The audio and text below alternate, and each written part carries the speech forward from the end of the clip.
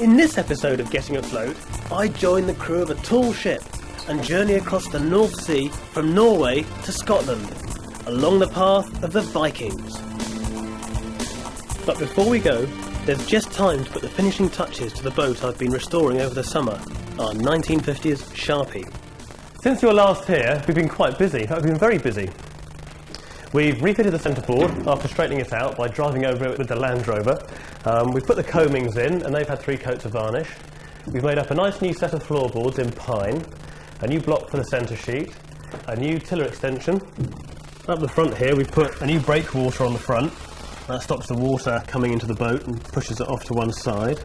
Chain plates are back in and a pad, and you can see here the little spline that we put in, which now we put a bit more varnish on the deck, you can see quite nicely. On the main tabernacle here we've drilled off and put the bolt in for the mast, and a couple of cleats to go on here for the main halyards. Up the front here we've scarfed on a new stem head just to make it look a bit nicer, but there's still a few fittings missing from the very front here, so it's time to find that box, which I think I left somewhere around here.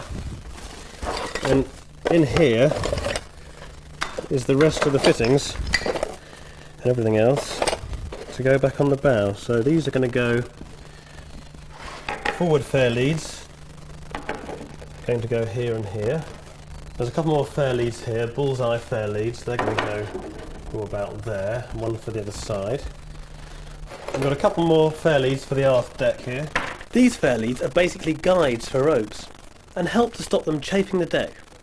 Got a couple more centreboard stops. One of them's going to go back in its place there, and when the centreboard comes down, these pins here come crashing onto that brass and it protects the wood. But to make sure we get them on the right place, we've got the deck plan. When we took her apart, we've got a tape measure out and we measured off and said exactly where everything goes. So this bullseye fair lead here is 34 inches after this coaming, so we can make sure we get them exactly in the right place.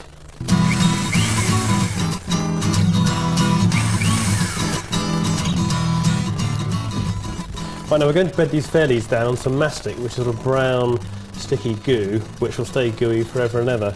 It's always good practice when you're bedding something down onto the deck, to, or any boat fittings really, just put some goo underneath, because that will just stop the water running in. So it's always a good idea to use a flexible mastic, especially something like a fair lead that's going to be, when it's actually used, it's going to suffer from snagging and jerking of the rope, and it will sort of get moved around and the water will go in down the screw hole and it'll eventually seep into the wood and blacken the wood, so a bit of bedding is always a good thing.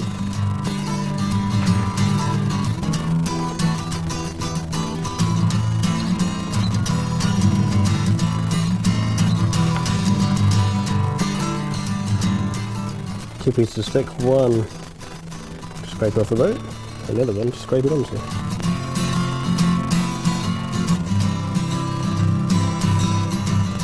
Gentle white spirit and just polish it off.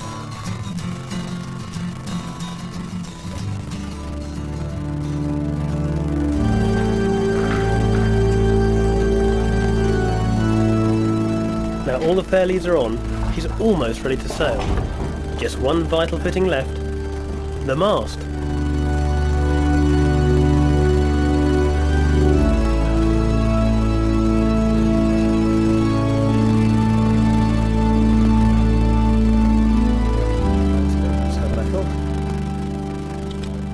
The mast is held in the tabernacle by a single bolt that allows it to be lowered and raised. And so that's kind of in there, so now we've got to sort out this mishmash of string. This is our port shroud, that's going to go on there. This was really good when I put it together, it was totally untangled. These shrouds, once tensioned, hold the mast upright in the tabernacle, and there are one on each side and one forward, called a forestay. Not quite the red carpet, but nearly.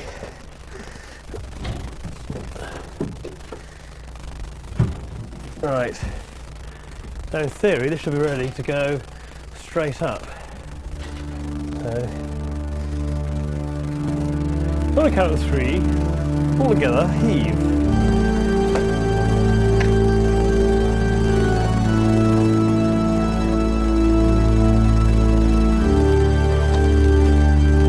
It is a miracle to be sure. Now just tighten the forestay up a bit, this one here. Right, that'll do for a minute, then I can hop out and see how it looks. Excellent, look at that. That is fine and dandy. Very good. I think that's probably it for today, but by the time, just put a jib up, see how it looks. Just get that out.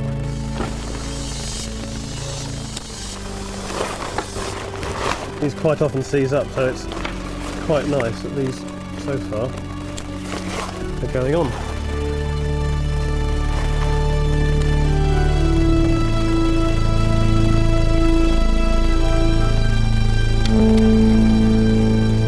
Oh, wowee. I mean, for a boat of this size, that is a really big jib. Really big. Now, on another scale, these jibs here are much smaller. Have you ever thought how they actually get those ships into the bottle? Oh, never mind the ship in the bottle. Let's go and have a look at the real thing. Later that night, we touched down in the land of the midnight sun, ready for our 3-day voyage on a tall ship. Believe it or not, it's midnight, and we're in Bergen in Norway. Now tomorrow, we're off on the Statsraad Lehmkuhl, full rig ship over there. But tonight it's celebration time because it's actually Midsummer's night, so we're celebrating tonight and off first thing in the morning. See you then.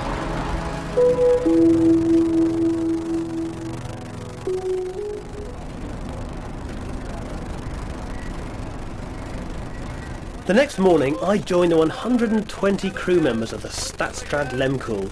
This magnificent square rigger was built as a training ship for the German Merchant Navy in 1914, and nearly 90 years later she's still being used to train members of the public. So this is it, we're on the Statsraad Lehmkuhl, we're leaving Bergen behind us, and we're following the route of the Vikings to Scotland. Anyone can join the full-time crew and learn to sail the traditional way, but this is no pleasure cruise. Over the next 3 days, we're going to be on watch 24 hours a day. Now take a look at that. We're on the world's largest 3-masted bark. Absolutely massive. Got to go up there later on. Negotiating our way out of Bergen harbour is left to the experts, and the first challenge is to pass under 2 low bridges.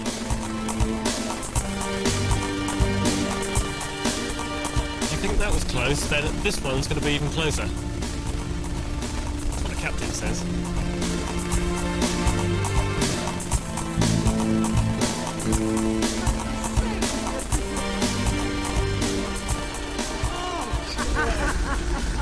That is ridiculous! Oh. That just looks completely impossible. Right, go on, Mr. Lunchcube. With the harbour behind us, it was time to let the trainees loose on the ship. It's vital there is a crew on duty 24 hours a day, so we were divided up into 3 watches, under the eye of the captain. Right, I can give my hammock and my number. I'm in the green watch. There are 3 watches, there's a red watch, a blue watch and a green watch.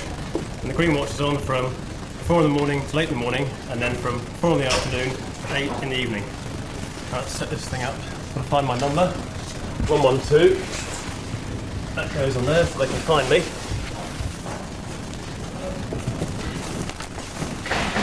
Right, now this bit goes up here, the other end goes up here, nice and tight.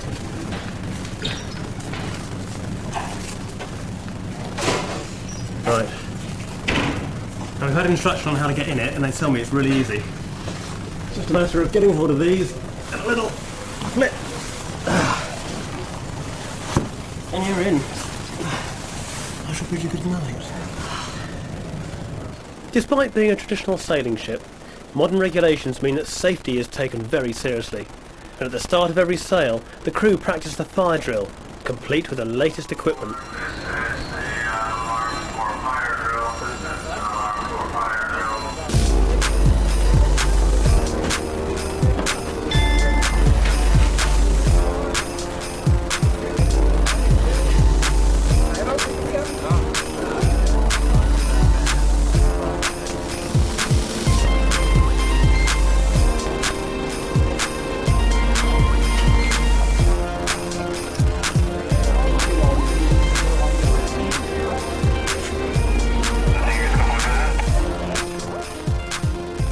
Right, I've just reported for my next watch, which is for the next hour to patrol various parts of the ship, to check for fires and anything else which is out of order.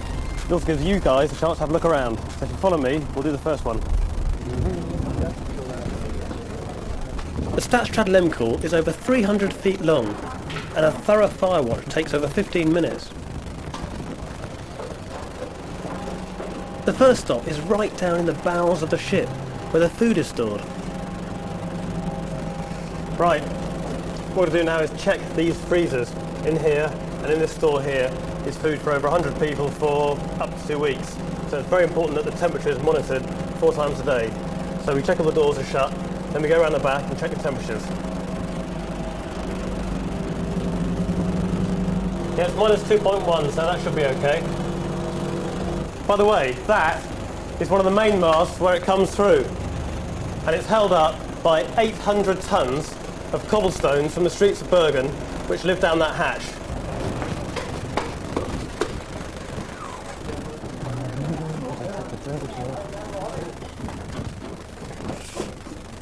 Oh, this is great down here. This is the store and the spare blocks, wire rope, running rigging. There's the other mast. That's the foremast coming through. More rope, more rope, more rope. And it smells lovely. It smells of Stockholm tar. It's superb. I love it. And down there, more ballast. No piles here. Next place. This is the officers' accommodation under the poop deck. So we've got to have a quick check round. Rules are no noise, no peeking in the cabins, and no stepping on the brass.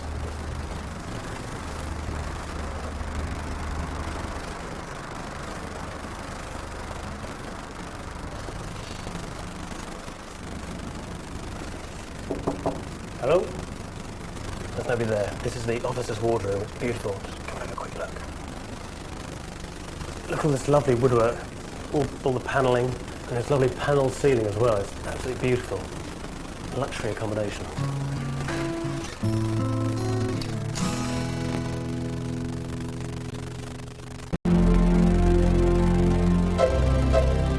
By the second day, I was getting well into the swing of things and enjoying my 2 watches a day, even the less glamorous ones. Very difficult to remove stains. Nothing to do with me. It's not often you get a chance to clean the toilets at 6 in the morning. My next watch was rather more civilised, on the bridge. At the moment I'm on watch with Iris over there, and we're responsible for listening to the radio for any messages coming through, ringing the bell to tell us what time it is, and what else are we responsible for? Check on the wall, hang on. Yes. Listening to the radio, listening to the VHF for any maydays or pan-pans or any other ships calling. Signal each half an hour, and just staying inside nice and warm really. Every ship on the sea, no matter how big or small, is always listening out on the VHF radios for maydays, meaning a life is at risk, or a pan-pan, meaning there is a very serious situation developing on board. If we were in the vicinity of the emergency, we might be asked by the Coast Guard to help. On top of the traditional navigation aids, the Statsraad Lehmkuhl is filled with the latest radar and GPS devices. However, no chances are taken, and everything is logged on paper and plotted by hand on the chart, just in case the electronics fail. Ringing the bell is another important job of bridge watch. 1 ring for every half hour, culminating in 8 bells to signal the end of the watch.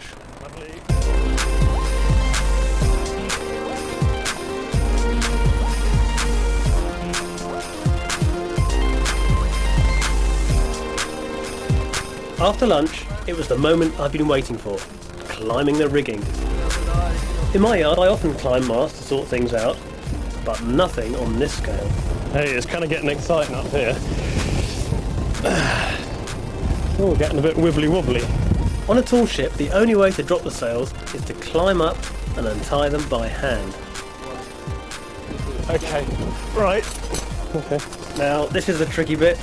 Climbing up an overhang of nearly 45 degrees to get to the crow's nest. Oh, I see, yeah.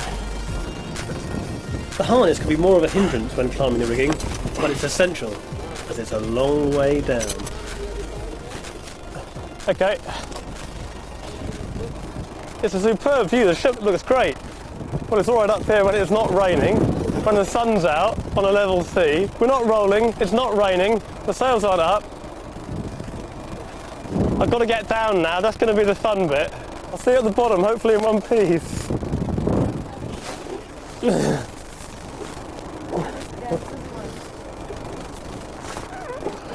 Where are we? There.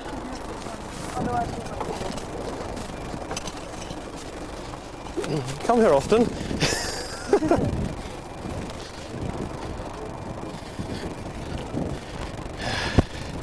Hello. You know what they say? Always be nice to people on the way up, because you always meet them on the way back down again. I'm sure I'm not doing this properly. Oh, that's better.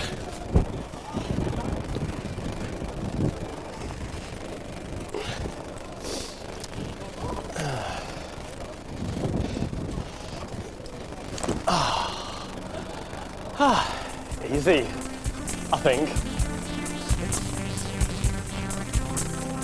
Everything on board the Statsraad Lehmkuhl is on a much bigger scale than the boats I'm used to working on. Here we are on the bows of the ship, and you can see this humongous great anchor winch, onto which the anchor chains go, running out through the bows of the ship, through the hawse holes, outside which the anchors permanently hang. You can also see the huge bowsprit as it comes through the bow and finishes on this large structure here. It's all just such enormous scale. Ships on this scale require unique skills to sail and maintain them. There's no better way to learn how to sail a tall ship than by being a trainee on a Statsraad Lehmkuhl. However, learning how to maintain them is something else. In Charleston, Cornwall, Square Sail is a company with a fleet of trading square riggers, and here you can train to get professional qualifications for a life at sea, as well as the unique skills needed to maintain a tall ship. Here, a shipwright is starting to make a mast for a tall ship from a singly carefully selected tree. Once cut to size, it will be skillfully finished to produce a perfectly round mast.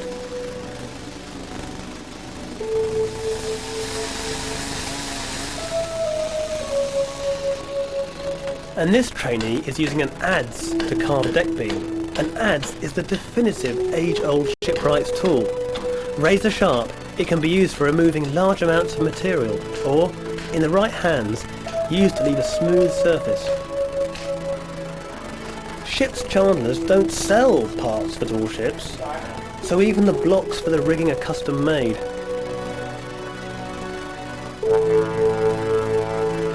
In this unlikely setting, a lifetime experience of sailmaking from years in the Royal Navy is passed on by Alf Reedman to a new generation of sailmakers.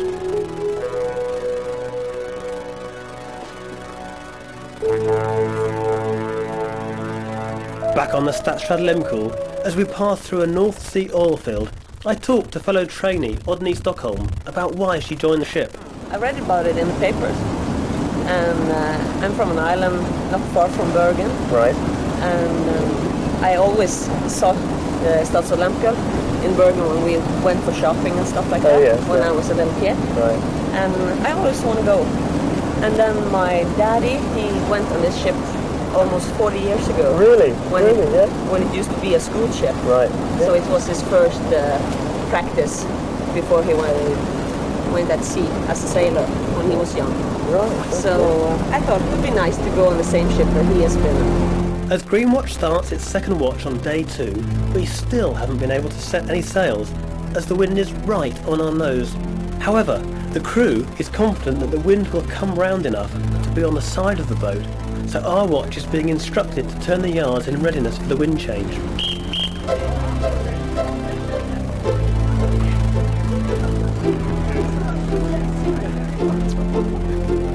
It takes the whole of Greenwatch and all our effort to turn the yards.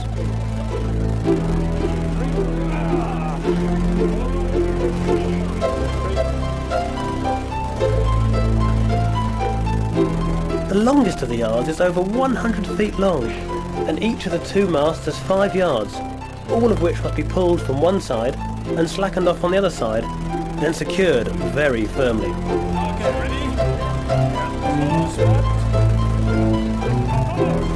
Now, we wait for a change in the wind direction. Now, as you all know, a ship needs a compass to steer it by, and this particular ship has 3 magnetic compasses.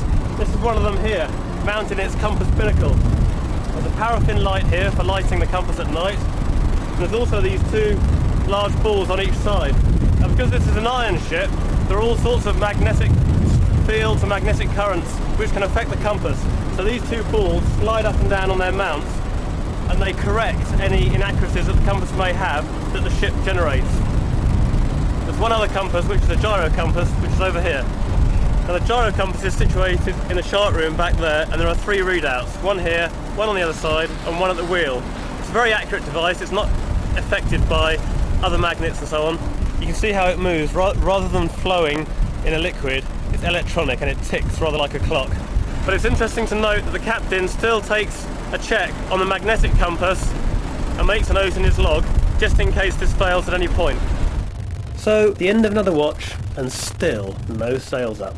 The wind's still on the nose. We need it at about 90 degrees off the bow before we can drop the sails to get us sailing, turn that engine off. You can see here we've got 10 degrees on the wind indicator. What we need is 90 degrees right round here, so we can get the wind on the side of the boat. What we have done though is to slew the yards, that is we've let off one side, pull the other side round in readiness, so that if tomorrow, or maybe tonight, the wind comes around a little as is hoped, we can drop the sails. In the meantime, it's down below for me to get some shut-eye in my bunk, so we can get up at 4 o'clock tomorrow morning and look out up the other end.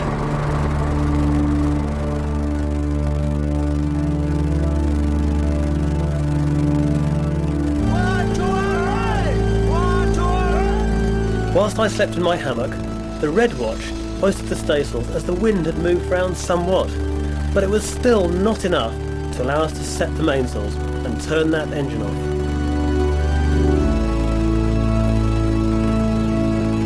Hopefully tomorrow we'll finally be able to sail for the last leg of our journey to Scotland.